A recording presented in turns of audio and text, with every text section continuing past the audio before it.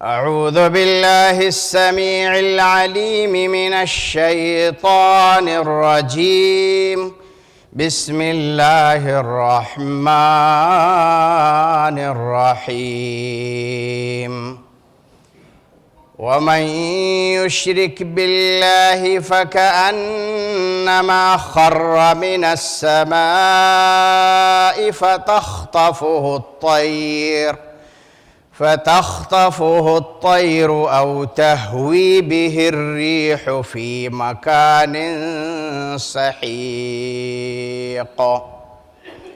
ہر قسم کی حمد و ثنا، عظمت و کبریائی کا مستحق وہ رب ذوالجلال ہے جس نے ہمیں پیدا کیا اور پیدا کرنے کے بعد ہم کو سیدھا راستہ دکھانے کے لیے، غلط راستوں سے بچانے کے لیے، جنت کی طرف لے جانے کے لیے اور جہنم سے محفوظ رکھنے کے لیے بے شمار انبیاء و رسول اس دنیا میں مبعوث فرمائے. درود و سلام نازل ہوں تمام انبیاء کرام پر، خصوصاً آخری نبی احمد مجتبی محمد مصطفیٰ صلی اللہ علیہ وسلم پر. اللہم صلی وسلم علی عبدک و رسولک محمد. قرآن مجید کی ایک چھوٹی سی آیت تلاوت کرنے کا شرف حاصل ہوا ہے. اللہ رب العالمین سے دعا ہے کہ الہ العالمین اسی آیت کی روشنی میں آپ تک حق اور صحیح بات پہنچانے اور ہمیں اور آپ کو اس پر زیادہ سے زیادہ عمل کرنے کی توفیق نصیب فرمائے. در حقیقت اس آیت کا تعلق شرک سے ہے، اور یہ ایک ایسا کلمہ ہے جو ہمارے کانوں سے بارہا ٹکراتا ہے. اکثر و بیشتر ہم اس کلمے کے تعلق سے سنتے رہتے ہیں، اور وہ اس لیے کیونکہ یہ کلمہ ہی بذات خود بڑی اہمیت کا حامل ہے اور بڑا خطرناک بھی ہے. آیت پر اگر ہم غور کریں گے تو پھر ہمیں پتہ لگے گا کہ اس کی خطرناکی اور اس کی ہیبت ناکی کس درجے تک ہے. اگرچہ انسان اس کو بڑے ہلکے میں لے کر کے سن کر یوں ہی چھوڑ دیتا ہے، اس پر غور و فکر نہیں کرتا. شرک میں 3 لفظ ہیں، 3 حرف ہیں، ایک شین اور ایک را اور ایک کاف. سب جانتے ہیں اس کا عام سا معنی اور عام جو مفہوم ہے وہ ساجھی، ایک کے ساتھ کسی دوسرے کو شریک کر دینے کو شرک کہا جاتا ہے. کسی کے حق میں دوسرے کو بانٹ کر کے دے دیا جائے، یہی شرک ہے. اور شرعی طور پر شرک کا جو کلمہ ہے یہ توحید کے بالمقابل استعمال ہوتا ہے. توحید اور اس کے اپوزٹ شرک. تو شرک کا کلمہ توحید کے مقابل میں استعمال ہوتا ہے، لیکن توحید کا کلمہ ایک وزندار کلمہ ہے، ایک دمدار کلمہ ہے. لیکن شرک کا کلمہ اپنے اندر ڈر، ہیبت، خوف، یہ ساری چیزیں سموئے ہوئے. تو شرعی طور پر شرک اللہ کے حقوق اور اللہ کی عبادات کو کسی اور کو دے دیا جائے. اللہ کے لیے جو عبادتیں ہیں، کوئی بھی عبادت اگر رب کے لیے نہ ہو، دوسرے کے لیے بھی تھوڑا دے دیا جائے، کسی اور دوست کے حوالے کر دی جائے، کسی اور قریبی کو دے دی جائے، کسی اپنے پیر اور بڑے بزرگ اور مرشد کو وہ حق دے دیا جائے عبادت کا، دعا کا، مشکلیں آسان کرنے کا، مقدمات حل کرنے کا، دنیا میں اور آخرت میں کامیابی دلانے کا، اگر حق یہ رب کے علاوہ کسی اور کو بھی دے دیا جائے، یہ شرک ہے۔ دلیل عن جابر بن عبد الله رضي الله تعالى عنه قال رسول الله صلى الله عليه وسلم من لقي الله لا يشرك به شيئا دخل الجنة ومن لقيه يشرك به دخل النار۔ کہا کہ ایسا آدمی، یہ نبی کا ارشاد ہے، بخاری شریف کی روایت ہے، فرماتے ہیں نبی صلی اللہ علیہ وسلم، جس شخص نے اللہ رب العالمین سے شرک کی حالت میں ملاقات کی، ایسی صورت میں اس کو جہنم میں جانا پڑے گا، لیکن جس نے اس حالت میں ملاقات کی کہ رب کے ساتھ شرک نہیں کیا ہے، رب کا جو حق دیا ہے، حق تھا وہ حق اسے دیا ہے، نمازیں رب کے لیے پڑھی ہیں، دعا رب سے مانگی ہے، عبادتیں رب کے لیے انجام دی ہیں، مشکلات رب کے سامنے رکھی ہیں، پریشانیاں رب سے عرض کی ہیں، لہذا جس نے پوری کائنات سے مصیبت مول لے کر کے، پوری دنیا سے دشمنی مول لے کر کے، اپنے رشتہ دار و عز و اقارب سے دشمنی مول لے کر کے رب کے لیے قربانیاں دی ہیں، تو فرمایا اس آدمی کے لیے جنت ہے۔ گویا کہ پتہ یہ لگا کہ شرک اللہ کی عبادت میں اللہ کے حقوق کسی اور کو دے دیے جائیں، یہ شرک ہے۔ اب یہ شرک جو رب کا حق ہے، جب کسی اور کو دے دے گا انسان تو اس کا نتیجہ کیا ہوگا؟ فرمایا اللہ رب العالمین نے وَمَن يُشْرِكْ بِاللَّهِ فَكَأَنَّمَا، فرمایا کہ جو شرک کرے گا خَرَّ مِنَ السَّمَاءِ، گویا کہ وہ آسمان سے نیچے گر پڑے گا۔ کیا مفہوم ہے؟ آسمان سے نیچے کہاں گرتا ہے؟ ہم نے تو سامنے کبھی کسی مشرک کو یوں نہیں دیکھا کہ آسمان سے گرتا ہو، آپ نے دیکھا ہے؟ نہیں دیکھا۔ گویا کہ اس کا معنی سمجھنے کی ضرورت ہے۔ اللہ نے فرمایا فَكَأَنَّمَا، کہا کہ گویا کہ یہ لفظ ایسا ہے کَأَنَّمَا جو کسی چیز کی تشبیہ کے لیے آتا ہے، کسی فلاں آدمی ایسا ہے، فلاں شیر کی مانند ہے، فلاں اس کی مانند ہے، فلاں ایسا ہے، فلاں عالم کی طرح ہے، یہ تشبیہ کے لیے آتا ہے۔ اور یہ لو کلمہ ہے، ایسا مضبوط اور طاقتور کلمہ ہے جو تشبیہ کو من وعن بیان کرتا ہے، اس میں کوئی فرق اور کوئی تمیز نہیں ہوتی ہے۔ اب دیکھو قرآن میں اللہ نے بلقیس کے تخت کا تذکرہ کیا ہے۔ بلقیس کا تخت حضرت سلیمان علیہ السلام نے اس کے آنے سے پہلے حاضر کرنے کے لیے کہا کہ بلقیس کے پہنچنے سے پہلے تخت کون لے کر کے آئے گا؟ تو آپ کے جو ہواری مواری جنات تھے ان میں سے کسی نے کہا ہم پلک جھپکتے ہی لے آئیں گے، کسی نے کہا کہ بھائی آپ اپنی جگہ سے ہٹیں گے اور اتنی ہی دیر میں تخت حاضر ہو جائے گا۔ لیکن جب تخت حاضر ہوا، بلقیس آئی، اور اس کے بعد جب اس نے اپنا تخت دیکھا اور اس پر چل رہی تھی، پیر اس کے جب اس تخت پر پڑے تو کیا کہا؟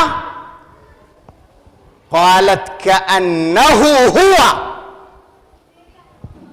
قالت كأنه ہوا، کہا قیل لها اهكذا عرشک، بلقیس سے حضرت سلیمان نے کہا کہ تمہارا عرش ایسے ہی ہے جیسے یہ ہے؟ تو بلقیس نے کیا کہا؟ کہا کہ ہاں كأنه ہوا، کہا جیسے میرا عرش ہے ویسے ہی یہ عرش بھی لگ رہا ہے۔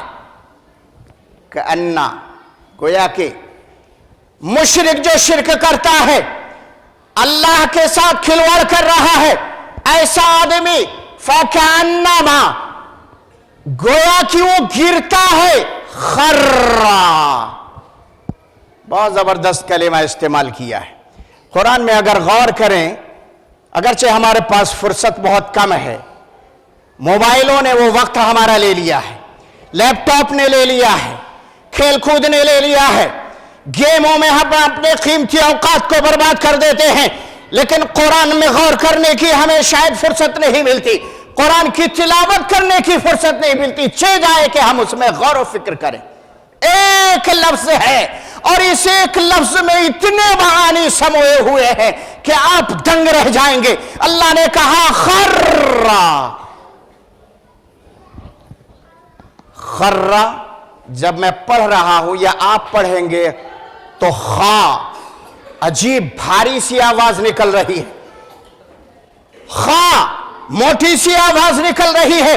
یہ اس بات کی پر دلالت کرتا ہے کہ شرک کی وجہ سے آسمان کی بلندیوں سے نیچے گرنے والا آدمی کا بڑا ہی خطرناک اور ہولناک حال ہوگا جو ہم سمجھ نہیں سکتے، جس کی کیفیت ہماری سمجھ میں نہیں آ سکتی. خرا، را بار بار آ رہا، ایک آواز نکل رہی ہے. خرا عربی میں آتا ہے جب انسان بہت زیادہ کھانا کھا لیتا ہے تو پیٹ میں عجیب سی گڑگڑاہٹ ہوتی ہے اور وہ گڑگڑاہٹ کا سلسلہ چلتا رہتا ہے. یہ الگ بات ہے ہم سود کا کھائیں، یہ الگ بات ہے ہم حرام کا لقمہ کھائیں، یہ الگ بات ہے کہ ہم حلال کا لقمہ کھائیں، ہمیں یہ نہیں پتا، لیکن ہاں کھانے کے لیے مل رہا ہے، لہٰذا ہمیں یہ نہیں پوچھنا کہ یہ حلال کا ہے یا حرام کا. جب پیٹ بھر لیتا ہے انسان تو اس کے بعد ایک عجیب طرح کی گڑگڑ کی آواز ہوتی ہے پیٹ میں، اس کو کہا جاتا ہے خر بطنہ، کہ اس کا پیٹ عجیب سی گڑگڑاہٹ کر رہا ہے. گویا کہ جو پیٹ میں آواز ہو رہی ہے یہ آواز مسلسل خراٹے کی شکل میں، خر کی شکل میں، گڑگڑاہٹ کی شکل میں بغیر کسی رکے ہوئے چل رہی ہے. انسان پریشان ہو جاتا ہے، دماغ کام نہیں کرتا ہے، دل پہ عجیب سی کیفیت طاری ہوتی ہے، لیکن وہ آواز کا سلسلہ جب تک کہ ہم اس کا علاج نہ کریں اس وقت تک ختم نہیں ہوتا ہے. ایسے ہی جب آسمان سے گرتا ہے کون مشرک شرک کرنے والا، تو شرک کرنے والے کے گرنے کی آواز خر خر خر کی شکل میں ہوتی ہے، اگرچہ ہمیں وہ سنائی نہیں دیتی. اور جب کوئی اونچائی سے گرتا ہے، بلندی سے جب کوئی گرتا ہے تو اس کی کیفیت کیسی ہوتی ہے؟ ہوش و حواس میں گرتا ہے، ساری چیزیں اسے سمجھ میں آتی ہیں؟ نہیں. جب وہ گرتا ہے تو پھر عقل کام کرنا چھوڑ دیتی ہے، دماغ کام کرنا چھوڑ دیتا ہے، دل کام کرنا چھوڑ دیتا ہے. اس کے اندر کوئی طاقت نہیں ہوتی سوچنے سمجھنے کی، کوئی قوت نہیں ہوتی ہے. گویا کہ اس کے جسم کو جو گر رہا ہے وہ بے جان ہوتا ہے. کہاں گرے گا، کس جگہ جائے گا، کس کیفیت میں گرے گا، ہاتھ ٹوٹے گا، پیر ٹوٹے گا، مرے گا نہیں مرے گا، زندہ رہے گا نہیں رہے گا، کچھ نہیں پتا ہوتا ہے. جب وہ گرتا ہے تو اس کی ساری طاقتیں اور صلاحیتیں سلب کر لی جاتی ہیں.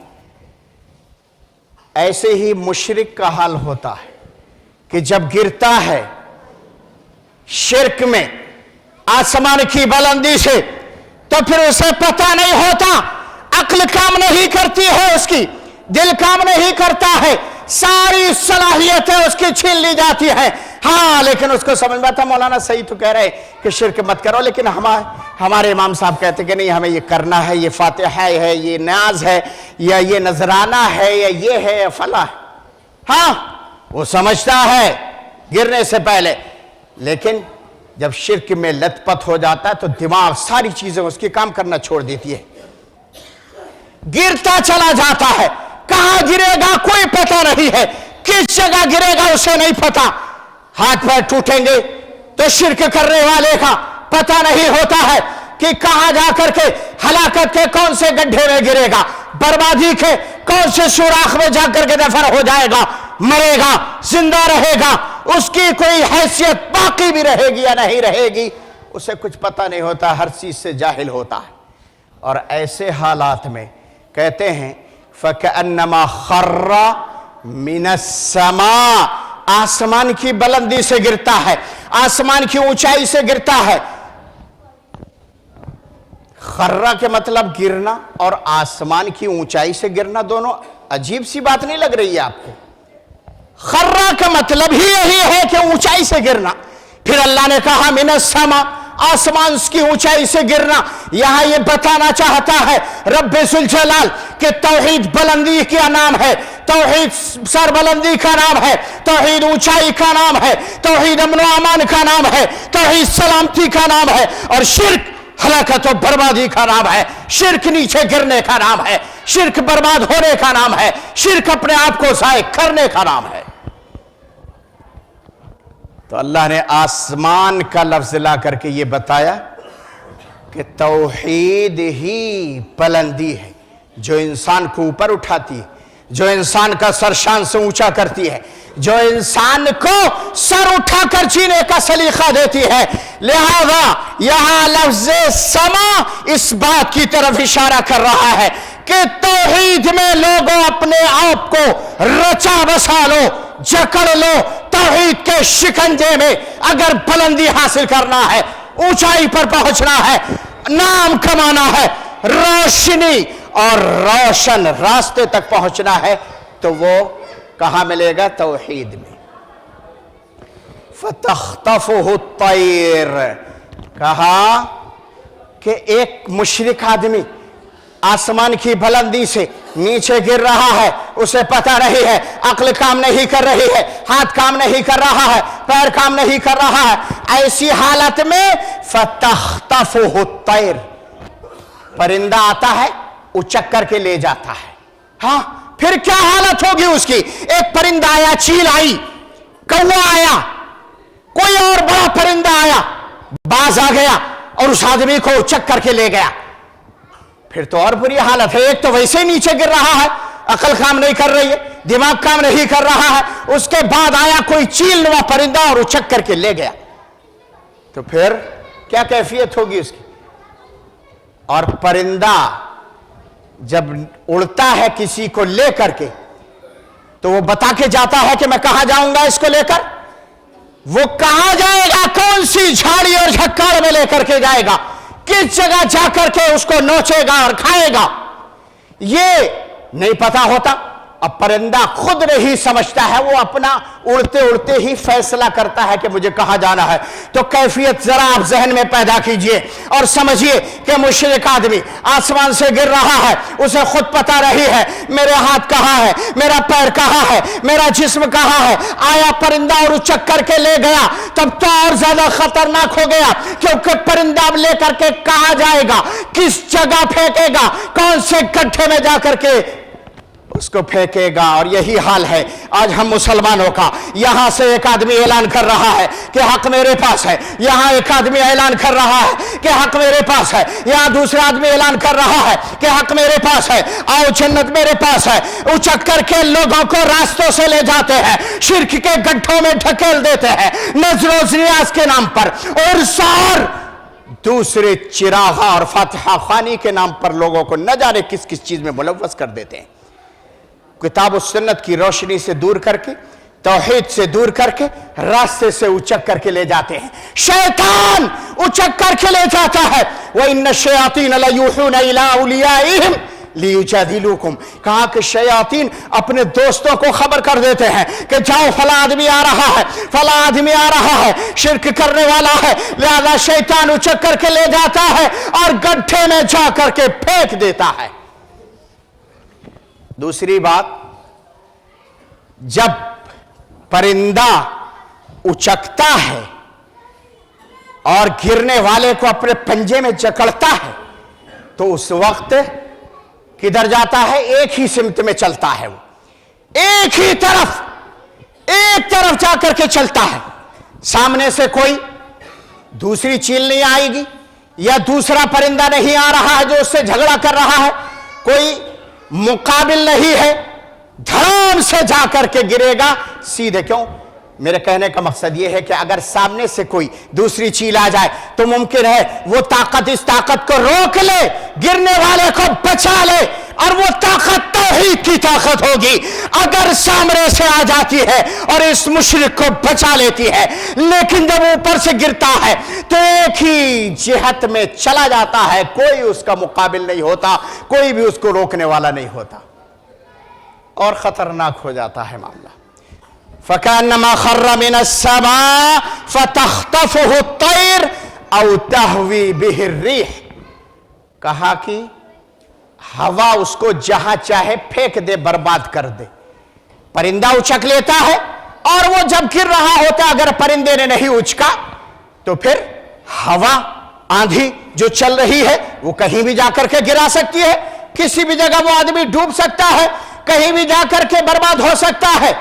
گویا کہ مشرک کی حالت آسمان سے گر رہا ہے، پرندے نے راستے میں اچک لیا، نہیں اچکا تو ہوا نے کام تمام کر دیا، گڈھے میں لے جا کر کے پھینک دیا.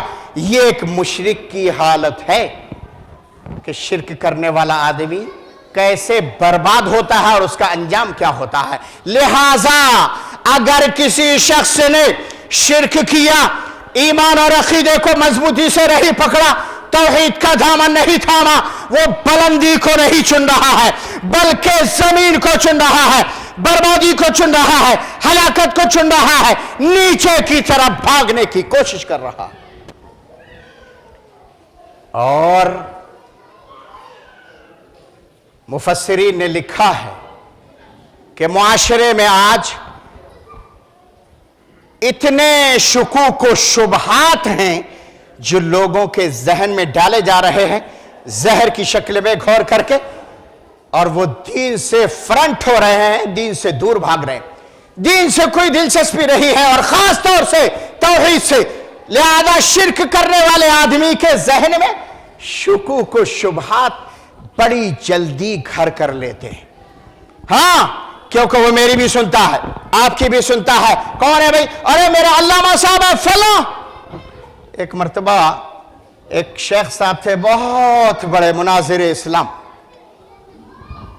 عید الاضحیٰ کی قربانی کب ہوتی ہے؟ نماز سے پہلے یا نماز کے بعد؟ نماز کے بعد ہوتی ہے.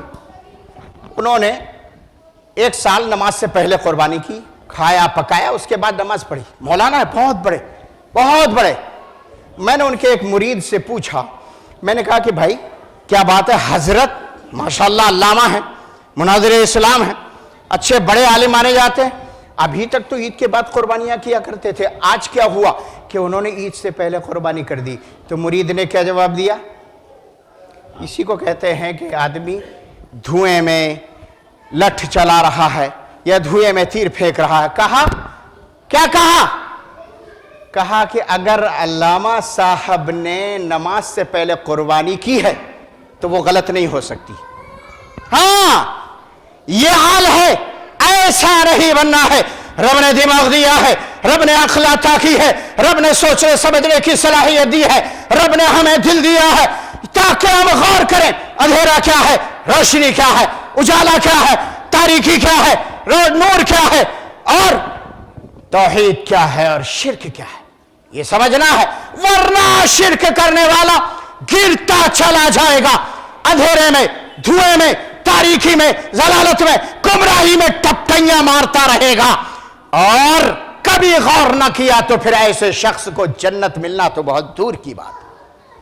اللہ رب العالمین نے فرمایا انہو من یشرک باللہ فقد حرم اللہ علیہ الجنہ.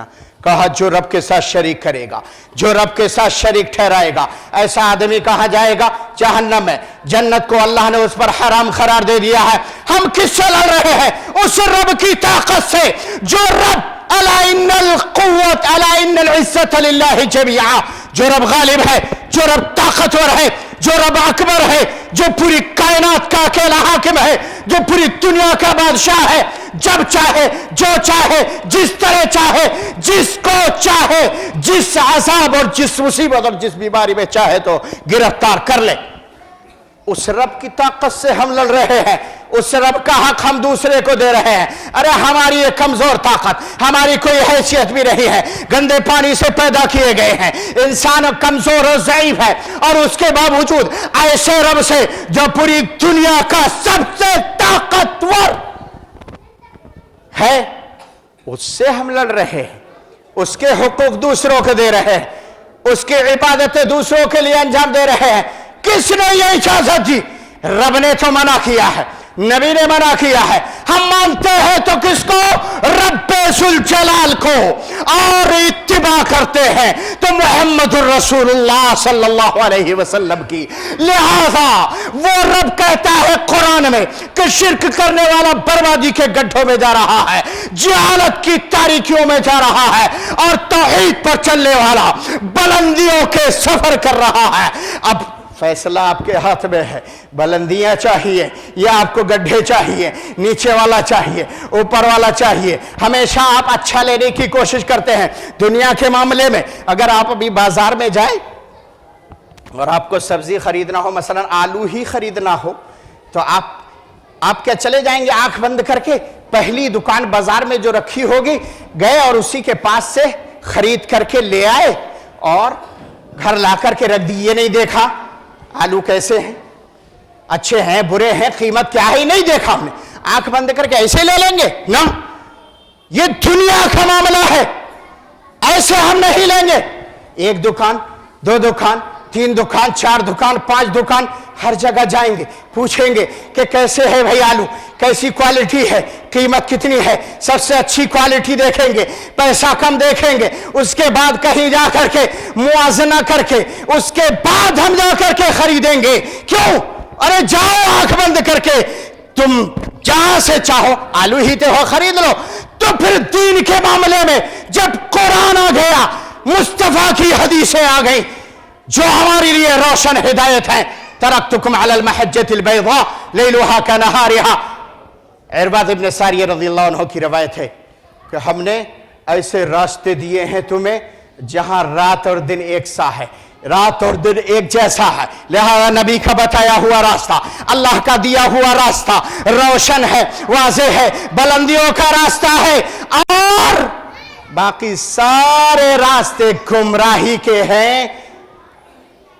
اللہ ولی الذین آمنوا یخرجہم من الظلمات الی النور، کہا کہ جو باطل کے راستے ہیں، شرک و بدعت کے راستے ہیں، خرافات کے راستے ہیں، وہ سارے راستے تاریکی کے ہیں، اور نور کا راستہ کون ہے؟ اللہ رب العالمین کی توحید اور اللہ کا بتایا ہوا راستہ۔ فیصلہ آپ کے ہاتھ میں ہے، ہم مسلمان ہیں، ہم مسلمان ہیں اور اہل توحید ہیں، کلمہ لا الہ الا اللہ اور محمد الرسول اللہ پڑھا ہے۔ اب کلمے کے دو جز ہیں، جو ایک رب کی وحدانیت کی طرف دعوت دیتا ہے، اور دوسرا محمد الرسول اللہ کی اتباع اور فرما برداری کی دعوت دیتا ہے۔ تیسری اگر کوئی چیز ہے تو لاؤ، اعلان کیا جائے گا، اس کی بھی اتباع کی جائے گی۔ نہ، ہمیں کافی ہے رب کی لائی ہوئی توحید اور رب کا نازل شدہ قرآن اور محمد الرسول اللہ صلی اللہ علیہ وسلم پر نازل شدہ شریعت جو حدیثوں کے روشنی میں۔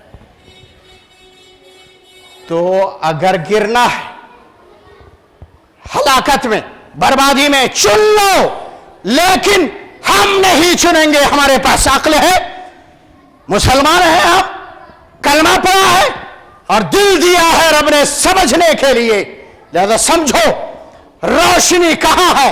روشنی رب کے پاس ہے، توحید میں ہے، اور گمراہی اور اندھیرا شرک اور بدعت و خرافات میں ہے۔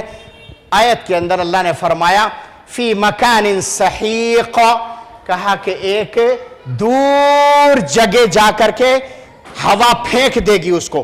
یہاں اللہ نے یہ بھی کلمہ بڑا زبردست استعمال کیا ہے، کہا کہ سحیق، یہاں پر بعید نہیں کہا، سحیق کہا۔ سحیق کا مطلب ہوتا ہے اتنی دور کہ اس دوری کا ہم اندازہ نہیں لگا سکتے، جس طرح سے سمندر کی گہرائی کا ہم اندازہ نہیں لگا سکتے، ایسے ہی مشرک کو اس کا شرک ہوا کے ذریعہ ایسی جگہ پھینکے گا جس کی کوئی انتہا نہیں ہے، بربادی، ہلاکت، اور تاریکی اور اندھیرا اور گمراہی میں وہ یوں ہی ٹپٹیاں مارتا رہے گا، ٹمکٹیاں کرے گا، نکل نہیں سکے گا، پریشان ہو جائے گا، عقل کام نہیں کرے گی، دماغ کام نہیں کرے گا، دل کام نہیں کرے گا. کیوں؟ شرک کی وجہ سے. اور توحید اس رب سے متعلق ہے جو رب سب سے بڑا ہے. توحید والے کی ایک شان ہوتی ہے، توحید والے کے اندر ایک قوت ہوتی ہے، توحید والے کی بات میں وزن ہوتا ہے، توحید والے کے ایک الگ مقام ہوتا ہے. لوگ سائے سے بھاگتے ہیں، ارے فلاں آدمی سے مت ملنا یار، یہ تو بڑا خطرناک ہے. یہ ہمارے سامنے موجود ہے بھی.